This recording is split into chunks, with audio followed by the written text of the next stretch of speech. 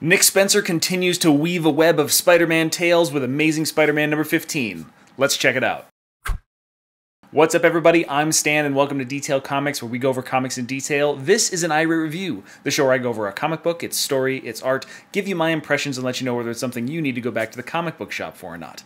Make sure you subscribe to get more of these every single week.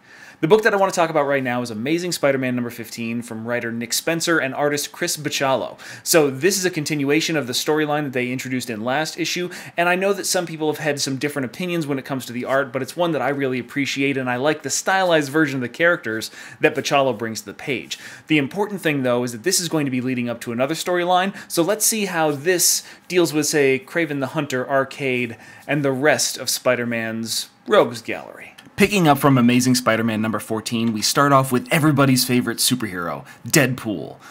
In actuality, it's just a little kind of stuffed animal Deadpool version, which is actually being held on by Billy, the son of Dr. Connors, the lizard, and they start getting into an argument as Billy's trying to communicate with his friend outside of the sewer system, somebody that he doesn't know about, somebody he hasn't met, and is really just a digital online-only friend. However, with Dr. Connors trying to continue the conversation that they had at dinner, which really ended with a lot of tensions between the family, it's just the chance for the rebellious Billy to get more ammunition for why he's going to kind of leave the house, because that's what teenagers do. They disobey their parents and they go run away and they go do things that they're not supposed to do because that's how they experience, that's how they learn, that's how they grow as individuals. And this person, this digital person, is going to be having a party and really wants Billy to come because they're so cool. But that doesn't really start talking about Spider-Man. When we pick up his story, he's actually ferociously tearing through the rubble of this restaurant trying to search for Aunt May. What has happened to her? Is she hurt? Is she alive? Is there something that he can do? As he tosses beams and wood and tables and all kinds of different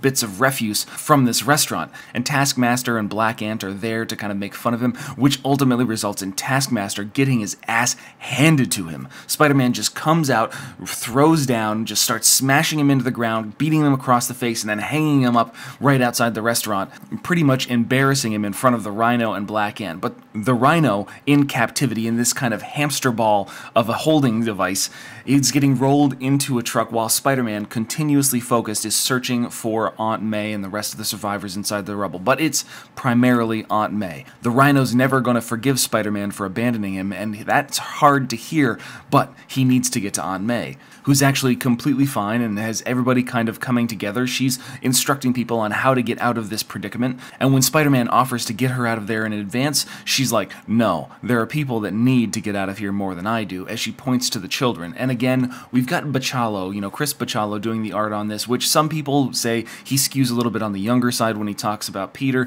and his emotions are really reserved for individuals of a little bit older nature, because he renders either people really old or really young. And I don't necessarily agree with that. You see the worried faces on the children, you see the concern on the parents, you see Aunt May's concern and her instructions. Even Spider-Man has these emotional bouts because of the use of Spider-Man's eyes. But everybody is looking and feeling like they would in this kind of situation, May being the strong, compassionate individual, the others not necessarily used to this kind of environment. But Spider-Man, being Spider-Man, summons up all of his strength and starts to lift giant hunks and chunks of this restaurant structure, bringing it about, creating a web net so that way the individuals can escape. But then there's All Stetler. Her and the new Hobo Man go to pick him up, but unfortunately the crack comes from above as more debris is about to fall down on top of the individuals. Spider-Man swoops down, grabs Aunt May, comes out, leaves her on the sidewalk, and then dives back into the fray trying to save this person that Aunt May had showed such great compassion to. He digs, he finds, he grabs, and web slings his way out of there with a man on his back before recognizing him almost immediately. This is Ned Leeds, the former reporter colleague of Peter Parker, a man that was framed for the Hobgoblin, presumed dead and now found on the streets and being shown compassion by Aunt May. And as Spider-Man holds him after the accident, the only thing that Ned can think about is Betty Brant, the woman that they both loved at one point in time, as he kind of expires in Spider-Man's arms. And this appears to be the actual death of Ned Leeds. Again, this is an example of Nick Spencer diving into classic aspects of the Spider-Man character, bringing back individuals that have impacted Spider-Man in some way of his life, and then adding more depth to them and creating a bit more history, really adding to the legacy of Spider-Man without doing something completely new, just really giving it more depth, which is always a welcome addition. And as we conclude include with Ned Leeds' funeral, Aunt May doing what she can, not necessarily having as much money as she used to. We also see her back at the Feast Center to restart this place, jumpstart everything, and start providing the benefits for people that she knows that she can. However, at the same time, we see young Billy O'Connor's receiving a final text message and sending his digital friend the OK as he makes his way out of the sewers, headed towards this party that's being held. The last thing is, of course, the interactions between Arcade and Kraven, as Rhino's rolled into some sort of holding and containment device, and Arcade indicates that the shield technology that he's about to use is the same one that was used during Secret Empire. And with this type of technology, Kraven should be more than secure from the heroes that are going to try and track him down, but Kraven corrects him.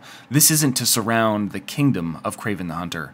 This is to surround the kingdom of the heroes, which is another hint, another clue at where the Hunted storyline is going to go.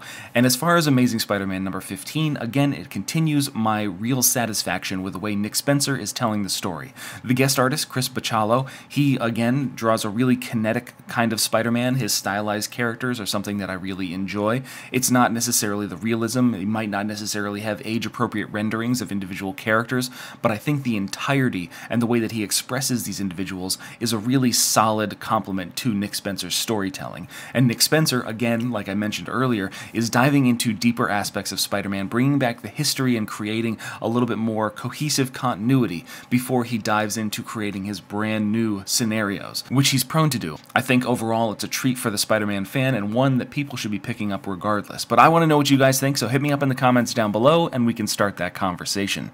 As always, if you like what you see, hit the like button. Don't forget to subscribe to get more news, reviews, and commentary on comic books, comic book movies, comic book TV shows and games, and anything and everything inside the world of comics.